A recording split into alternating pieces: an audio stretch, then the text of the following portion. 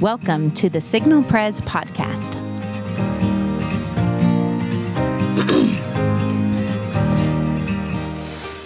Welcome to the Signal Pres podcast, the place for you to learn, to grow, and to get connected to the body of Christ here at Signal Pres. I'm Joey Sherrod. I am one of your hosts. And I am Abby Hutto. I am also one of your hosts. Abby, we are living in unprecedented times. Yes. Aren't we? I know the answer to this is yes. I mean, I the word sit in on the studio, edge. the word in the studio this afternoon is unprecedented. Yes. And it's not just like one unprecedented. It's like exponential unprecedentedness. Times 4. Yeah. Can you think of one thing that's unprecedented about today? How many times you've said unprecedented? That's right. I hadn't even thought about that. I know. We could start with the number of guests on the podcast Let's today. do that. So, roll call, Shabu. No, I'm kidding. We have so much fun packed around this table, and we will do this once and probably never again. Lovely. We are so happy to have our admins in the house. Woo-woo! So that means we have 4 guests. We do today. And you and me make 6. We're That's not right. guests, but Yeah. I'm just saying it's a lot of people That's here. why I said 4 guests.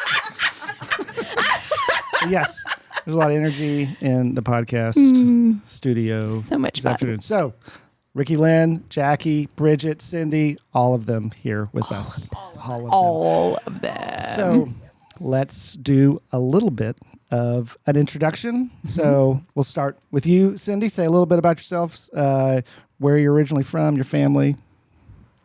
Okay. Well, I'm sorry. I don't know where I'm from, but I've lived a lot of places. I can claim Chicago. So we'll say that. And I work with Gerald Reeves and Lori Dewey in Congregational Care and Women's Ministry. Yes, you do. Awesome. Riki-Lynne. I am Riki-Lynne, and I'm from Rockville, Tennessee, the Boonies. The Boonies. Shout out Rockets. The Rockville Rockets. Rockville Rockets. That's well chosen. I was like, Yes. yeah. And- Took a lot of creativity.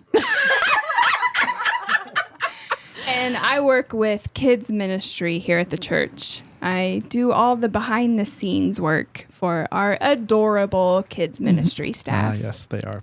They are. Bridget. Yeah. Bridget Lejeune. Bridget Lejeune. Just in case you were wondering how to pronounce her last name. That's it. it. Is Lejeune. Some people say Lejeune. No, it's Lejeune. Lejeune. I'll answer though. I am from Louisiana, so go Tigers. And I work primarily with student and family ministry. So Philip, Camille, Lydia, Cade, John. I think I said them all. Yeah. Yeah. Yes. they keep adding them. I know. More of them. More to come. And then someone who Abby and I are particularly partial to, Jackie. Hi, I'm Jackie Carpenter, and I work with lots of folks. So I work with Joey in adult discipleship. I work with Abby in community life, and Ken in men's. And I forgot to say, I am a transplant from Northern California. Nice. That's right.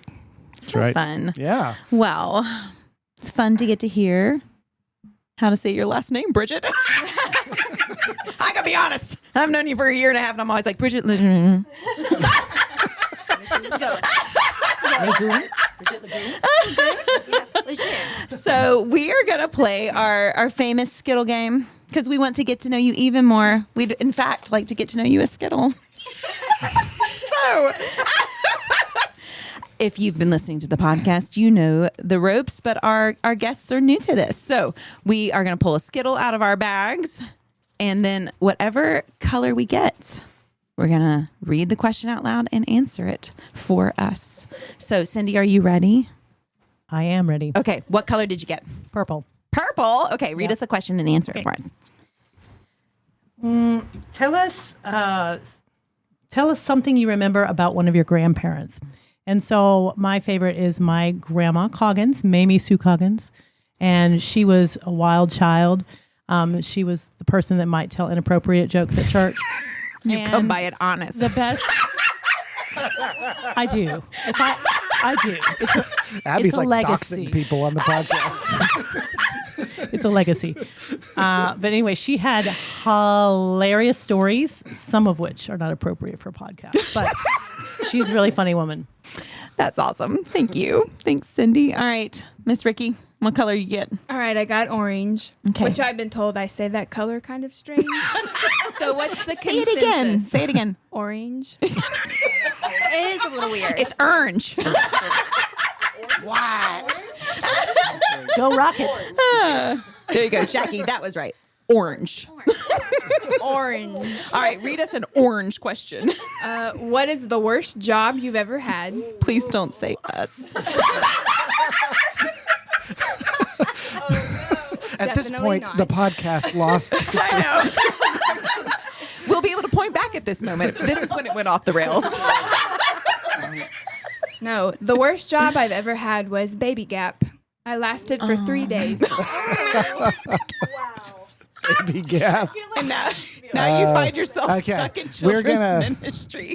We'll have another episode, a bonus episode for our Patreon subscribers to talk about that. Oh my gosh, that's awesome. Thank you, Riki-Lynne. All right, Miss Bridget. Okay, so I pulled red, and so the question that I'm going to read is, what is one food that you do not like? And we do not have enough time in the day for me to list what I do not like because I have the palate of a child. But for the sake of the podcast, we're going to say that I do not like eggs because I really don't. I'll eat them when cooked in like baking stuff, Yeah. but like scrambled eggs, no. Yeah. Over easy, Okay, so if you listeners, if you just recall one podcast, 2 podcasts ago when we had Cade, what was his favorite food? It was eggs. It was eggs. That's right. So that just leaves more eggs for Cade. Here you go, Kate, all the eggs for you. Oh, thanks, Bridget. All right, Miss Jackie. So admittedly, I poured out my whole entire Skittles bag looking for red. And there's no red. So, so I'm going to go with green. On green, did you celebrate any milestones this past year? Yes, Justin, my husband, and I celebrated 20 years of being married, and we took a trip to Austria, Germany, and Switzerland. So in September, it was wonderful. So great milestone. That was great. It's fun. Y'all are fun travelers. Yes. We like to do it. Yeah. And it has only happened in the last few years since our That's kids are great. old. Yeah. We lived at home. Oh, that's so fun. Well, thank you guys for letting us get to know you as Skittle. And now we're going to get to know you even more. That's right. So this is a segment of the podcast heretofore that we've never segmentized, and it is called... It's unprecedented, really. It's unprecedented. That's right. Again, we're unprecedented. It's called A Day in the Life of the Admin. And so one of the reasons why this is such a great episode that we're doing is because we want you to get to hear from the folks who are responsible for so many things that happened here at Signal Pres, and yet you likely won't see them up front leading the things that they are a part of. And so we want you to get a little taste and also just to see all the ways that these folks are supporting all the wonderful things that happen at Signal Pres. And so we've got some questions for them. And so the first question that we have is, what has been the most surprising thing to you about your job since you've been in this role? So you applied for this position. Someone handed you a job description. And now you look back at that job description and you just laugh and you say, What the what? That's right. That's right. No one ever mentioned like restocking the candy jar as a part of my job, but that's a really important thing that I do, like. So Don't stop. we'll let you guys choose who goes when. Yeah. But what's the most surprising thing about your job since you've started? This is Jackie, so I'll go.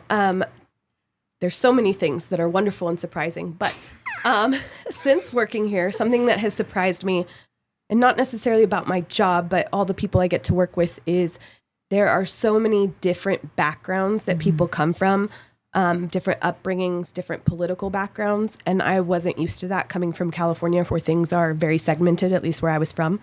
And so it's been really amazing to hear different people's perspectives and still be able to worship and be part of the same family. That's awesome. That's a great one. That's really cool, Jackie. I'm going to, for me, I think one thing that was really surprising is just the attention and intentionality of caring for members and pastoral care, and just even in the early days, kind of meeting with Scott and Gerald and just understanding that it's a really big priority and there's a system for how we care for people.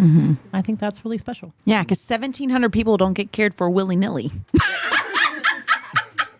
It takes a system. It's a beautiful thing. Yes, it is. So one of the most surprising about my job is never would you have told me 3 years ago when I left the classroom that I would be putting on a unicorn costume for a video to promo an event. But that was not in my job description, but it was brought in. You have to go back and search the catalog of Instagram to find Bridget running around as the most cutest unicorn. Oh, that was all the wrong words, but you know what I mean. She was really cute. All right, Riki-Lynne. I think for me, the most surprising thing is that we're actually given time and space to think about things and plan things and to let things breathe. Collaboration is not rushed. It may feel that way to some people sometimes if this is like the only place you've been for a long time, but coming from the world of public education, which I do love public ed. It was a good job. Shout out Eagles. Flock up. But we're given time to just really think about the people that we're teaching and that we're loving on and that we're serving, and that's really refreshing. It's just a beautiful part of the way this church is designed and the way the leadership has structured things. Awesome. Well, 3 of you were members of this church before you applied for your positions. One of you is not like the other. Bridget, we'll come back to Bridget. We have a different question for her. But for Cindy, Riki-Lynne, and Jackie, we would love to know. Oh, you know what? I'm jumping ahead to a different question. We'll just switch them. Okay, sorry about that. Yeah. What's surprising is that we ask our questions in different orders. Unprecedented. It was unprecedented. Okay, so I'm going to keep going down that line of thought. So for those of you who were members before you took this role, what is something you did not know about Signal Pres as a member that is surprising and that you learned as someone who now works here? I was surprised by how many programs and things that we have for different people. I came into the church with kids, and so that's where I was like, I have teenagers. This is where we're plugging in, being brand new to the area, and that's kind of what I focused on. And then coming to work here, I got to know about all these other wonderful, amazing outreach programs that we do with the community as well as for our members. And it's pretty special just to see all the different ways that we serve people and come alongside people. Yeah. Cindy, Congregational Care alone, can you make a stab at how many ministries / programs? We don't stab in Congregational Care. Oh my God. So good to know. That's a great How very uncaring that would be. But I will say there's probably about 15. Okay. Oh my gosh. All right. Well, Cindy or Riki-Lynne, would you like to answer next? Surprising thing about Signal Pres. Well, there's 2. One, that Scott and Joey both have PhDs because they never talk about it. They're reverend doctors. They don't like to go by doctor. But I think that's really cool that they have that. And another thing is just that this church is pretty large, but if you put yourself out there, it's really easy to connect with people and make friends. You know, you got to put yourself out there. And I think that that's anywhere in life. But there's just so many ways to connect with people and learn with people and love on each other. I love the friendship community here. My husband and I literally call Joey the friendship farmer. That was one of the best compliments I've ever received. Because he's really good at helping you find the people that you're going to connect with. And now I see that like all the staff is like that. Oh, that's fun. Well, I guess it's no surprise in this podcast, but how much fun the staff has together. It's been fun to that's been fun to see. And I'm not just saying it because he's in the room, but Joey's very good at being fundatory, which is required fun, and it's amazing the depth. I knew he would be a PhD. He's very intelligent, but the depth of pop culture references that he has embedded in his brain is really quite surprising to me. Yeah. Yes, isn't it? We all Could how have been many Bible verses, but how- I I chose know. early Bill- 90s hip hop. Billy Joel references. All right, Bridget. So you just chose to work here. Wow. So for you, what is something that you wish like all our congregants knew that you know by working here? That's such a great question. I think coming from Louisiana and moving here to Chattanooga, you have your two mountains. And so that comes with like people saying a lot of things. And so when I left education and didn't know what was next and what the Lord had for me, I would say what I want people to know about Signal Press is that, like, one, the staff is so intentional behind what they do. And they genuinely love everyone. And when they say they are praying for you, they legitimately, we are praying for you in our staff meetings. But then two, just the congregation. I've never felt like an outsider. Like I'm not a member here, was a member at another church, but like I've never felt like I'm not a member here. Yeah. Like I was welcomed with open arms and am every time I'm here, and people genuinely want to know how I'm doing and like about my life. And so, Signal Mountain is a very loving community, and I'm thankful. That's great. That's great. That's great. One of the things that we love so much about our admins is that they view their calling here as exactly that, as a calling. And so this is, for them, this is ministry. And so one of the things I'd love for you guys is, what is it about you, the work that you get to do, that you love and enjoy the most? We'd love to hear from all of you guys. You think about your job. What do you love doing the most? My favorite part is the meetings. No one ever. I know that Lydia will agree with me. Lydia will agree. Lydia will. I love collaborating with people. I love brainstorming with people. I love hearing their ideas and their thoughts about things. I love listening to people plan things that matter to them. Expressing their heart and their faith, and that happens in our meetings. And so I just love it. I love meeting with people. Give me a call, I'll meet with you. You might regret that. We have not included her phone number in this podcast. That's right. It is not in the show notes. Oh boy. Okay, I do love organizing things, but what I enjoy the most is when there's an event happening. And so all the details that went into it, and the registration forms and the communication and all the background information comes together, and there's like people in the room. So whether it's Christmas together or Highlanders or any of those events that are happening where there's people in the room, that's my favorite part. Yeah, that's really great. You get to awesome. see the fruition of all your planning when you see a room full of people. That's really fun. I love getting to see how many people come together to make an event or to make a program happen that maybe as a member, when I was a member, I didn't necessarily see the back side of that, and how many people are pouring in their heart, their soul, their prayers into a program, and to people that don't necessarily see that side of it. But it's just beautiful to see people doing things quietly and still supporting these different ministries so strongly. Yeah. That's great. One thing, I love it. That's great. That's great. coming from education, like Riki-Lynne, love, shout out classroom, shout out education.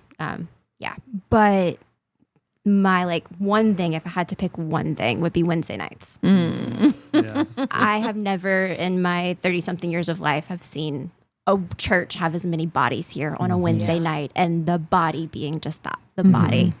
Serving from the littlest to the oldest. And so that is probably my favorite thing about my job is Wednesday nights. Yeah. That's great. Yeah, I was thinking about you this Wednesday night when I was just watching all these things that have been set out. And I know you do that, other people do that too, but just the thought that goes into a Wednesday night that starts way before Wednesday night. But just watching y'all like put buckets out and signs out and this out and this out, just to make a welcoming presence for all of our kids and students. It's just really, really special. Love it. All right. Well, now we're moving into the part of the podcast that Cindy is dreading the most. So we're going to go with her first. Because I love you, Cindy. We also voted that Cindy would go first. I was not at that vote. She missed that meeting.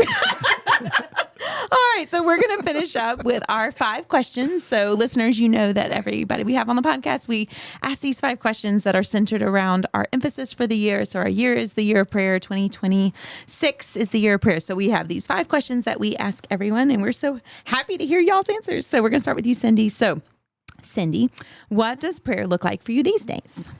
Okay, I will be transparent and say that it is probably more anemic right now than where I would want it to be or where it may have been in the past. Yeah. You are not alone. Hence the need for a year of prayer. Absolutely. Oh, yes, we all have those times. So yeah, thank you. Do you have a favorite story about prayer? I do. This is my story. This is my testimony. But a number of years ago, I just really was challenged by wanting to know God's glory more and just really understanding it more personally.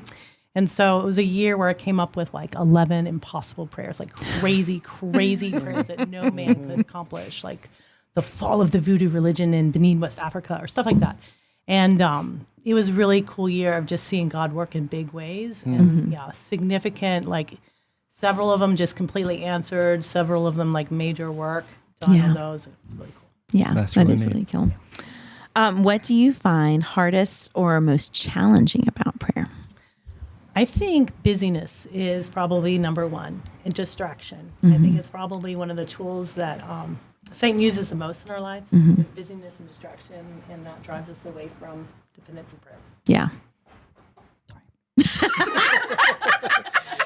For those of you listening, that wasn't meant to be funny. It was what I was not doing right. That's funny. Well,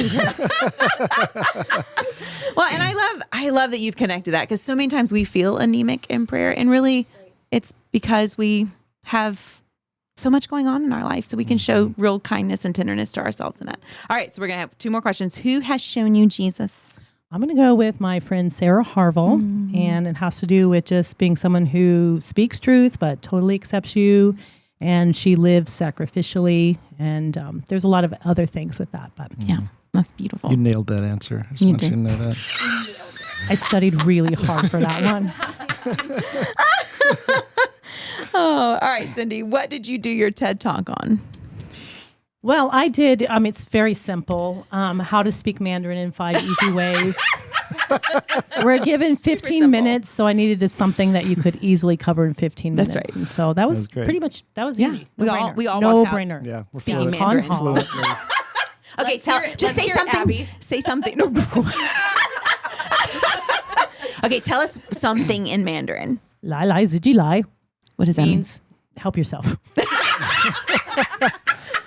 So if you ever hear Cindy say that to you, Yeah. now you know. And that's Cindy knows Mandarin because she and Carl and her family spent many years in the mission field in China. Which is why I don't know where I'm from. That's right. Part of that. That's right. It comes full circle. Yes. Thank you, Cindy. Thanks, Cindy. All right. Now over to Riki-Lynne. So, Riki, what does prayer look like for you these days? I keep a prayer journal, and I keep trying to look at Abby, but she's right beside me now. Look at so Joey. This is like, all right. I keep a prayer journal. That helps me remember to pray for people, because I went many years like, oh, I'll pray for you, and I had all the good intentions to do it. So I have a journal where I write things down. I think everyone in here, all of your names are in my journal. Oh, that's nice. I know. Sweet. No, it's cool. So I just go to different pages every day. And so there are some prayers that I've been praying for the last 6-7 years, you know, so it's neat to see them, to come back around and see them answered. That's great. Do you have a favorite story about prayer? I don't know if I have a favorite story, but one that I really like is praying to come to Signal Mountain. and just like it didn't seem possible. There were just a lot of roadblocks. And so Tyler, my husband, and I decided to start praying. This is when we were living in Maine, and we really wanted to get back to Tennessee, and he wanted to live close to Chattanooga. And so I was like, well, I need to get a job. You know, we got to be able to afford a house up on Signal, all that kind of stuff. And it just all fell into place. It took a little time and it took a lot of praying, but it was just cool to see like what I thought was impossible, like come to reality. Yeah. Well, we're glad for that. What do you find most hardest or challenging about prayer? Most hardest. Most Make hardest. sure you say As I said to the English teacher. I know. The most hardest part.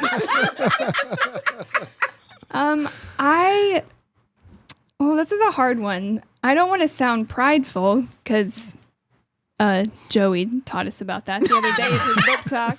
Don't be prideful. I feel like coming to prayer is really easy. That's never been difficult for me. Maybe because I have a strong imagination, and so it's just easy for me to be in my head and have conversations like that. And so I think what I find difficult is maybe the fear that I'm a little too confident that I'm doing it well. You know what I mean? I don't know. Maybe I need to be a little more serious about it, or like, I don't know. So Listen, that talk on pride got all of us questioning. I know. So good. So good. So I think prayer is, I love talking to people. And so I just see it as a conversation that's pretty lovely most of the time. That's great. Who in your life has shown you Jesus? Can I name two people? You may. Okay. My dearest bestie, Kelly Shaw. She's still at the high school. We were planning partners, and her entire journey, her whole story, I think is one of the most beautiful ones that I've ever heard. So if you don't know Kelly Shaw, get to know her. She's a fantastic individual, and she has a beautiful testimony. And then Peggy La Rochelle, just one of the most amazing people I've ever met. It's Peggy. She's great. She's great. Who we also interviewed on the podcast. So if you don't know Peggy, you can get to know her via the Signal Press podcast. You can. Listen to it. It's cheaper and more convenient than going to Travelers Rest, South Carolina. And Riki-Lynne, what did you do your TED Talk on? I did it on native plants, specifically the native plants of Signal Mountain. It was an incredibly educational TED Talk. My husband would have said you did your talk on weeds, but we know that you call weeds what? You called them something really cute in the talk. I think I just called them natives. I think you did. That was it. Sorry. I think what I said was, like, my first slide was, I'm going to talk about weed, and then I added an S on the end. Just in case anyone was confused. That's right. Exactly. So if you drive by Riki-Lynne's house, she is cultivating all kinds of native plants in her yard. I am, yes. And I have occasionally been called on and gotten a citation for my grass. And you said, back off my natives. That's right. have to put a sign in your yard. Exactly. Yeah, just say butterfly garden and they leave you alone. They did not. Someone on my road didn't like it, and I apologize. I didn't do it to make anyone mad. It was for the birds and the bees. Yeah. And the critters. When we were first homeowners, like, property values around me would rise and fall based on the frequency of when I cut my lawn. We had like a newborn. I mean, we just didn't get around to that. That's right. I'm all about those signs that say "Leave the leaves." And leave the that. leaves. Leave the leaves. Exactly. That's exactly the justification I needed. That's right. Aw, thanks, Riki-Lynne. Yes, All right, thank you, Miss Riki-Lynne. Bridget, we're up to you. So, Bridget, what does prayer look like for you these days?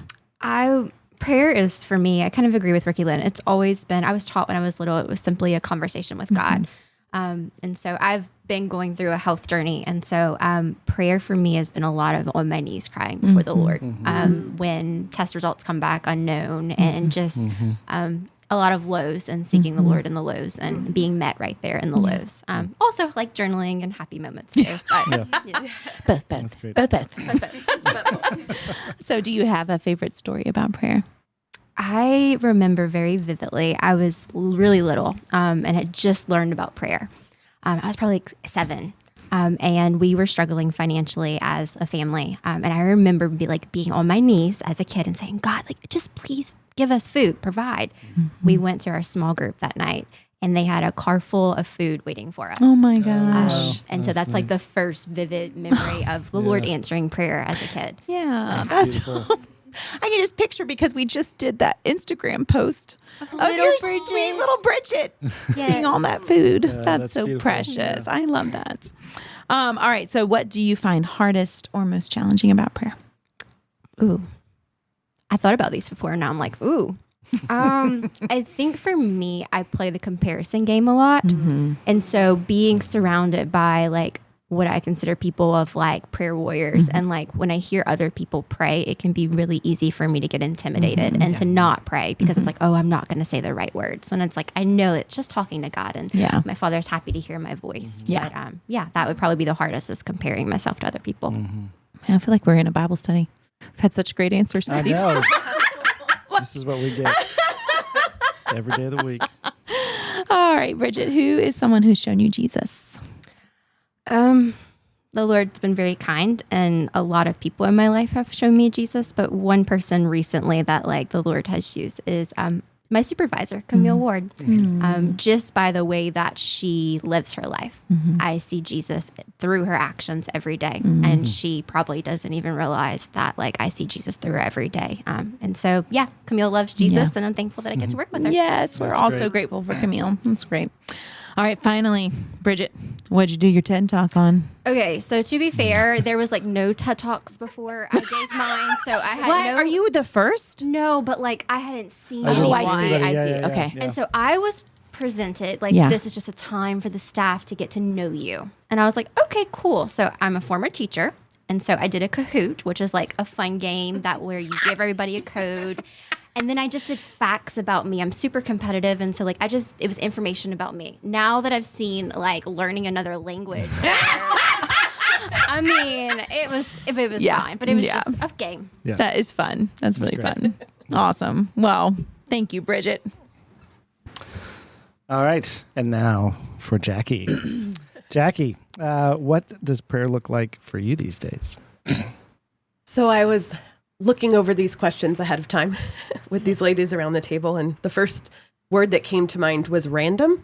And probably thinking about it, they aren't random. My prayer time is often spurred on by something that's actually happening around me. But aside from me setting an alarm to go with our Bible study prayer, the Our Father prayer, which happens every day for me at 10:30, aside from that, it is at random times during the day. It can be in the evening. It could be while I'm driving, all different types of prayer. So I'm all over the place, random and maybe a little scatterbrained everywhere, but it happens. So I'm okay with that. Yeah, that's great.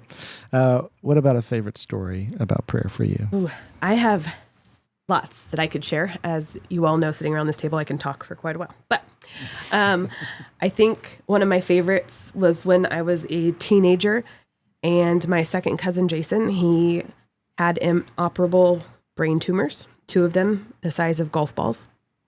And he was 16 years old himself.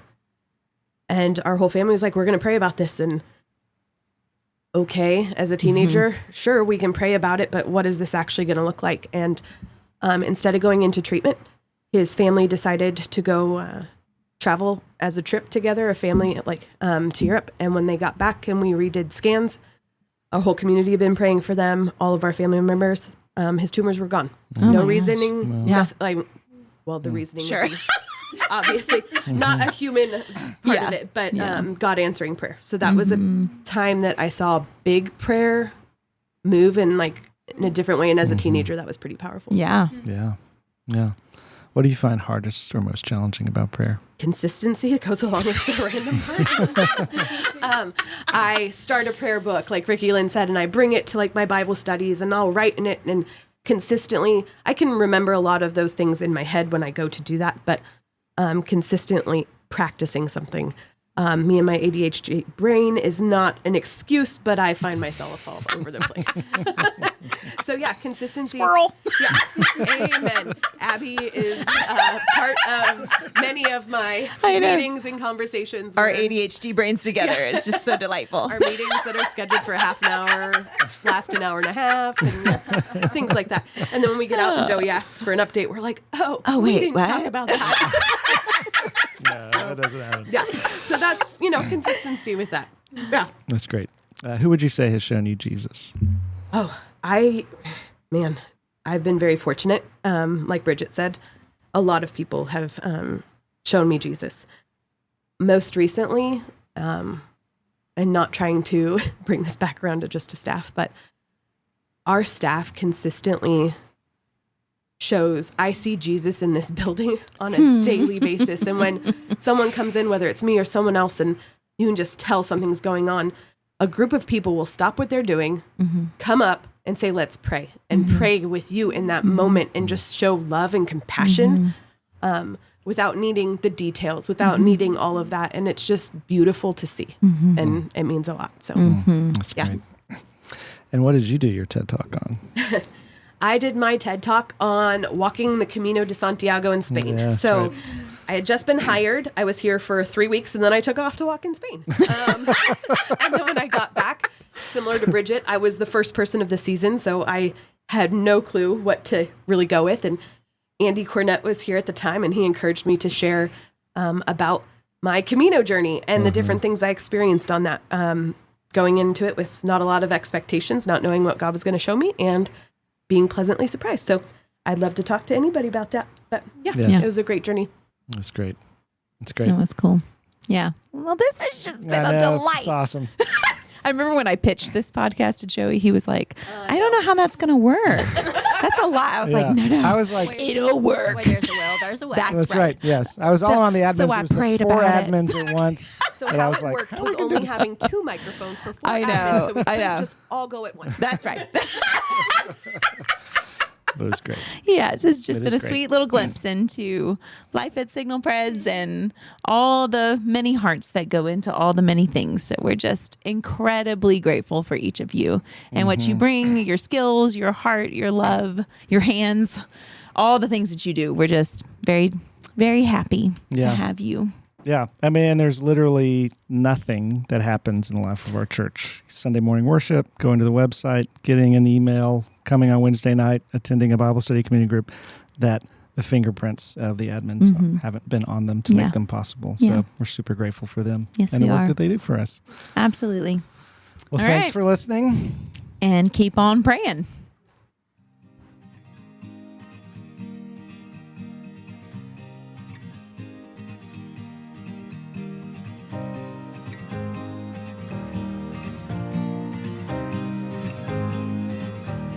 Thanks for listening to the Signal Pres podcast. I want to thank our extensive production team, beginning with Matt Broom, sound man extraordinaire. And thank you to Hannah Sutton and Jackie Carpenter for helping us out with all of our technical difficulties and making it possible for you to listen to this podcast.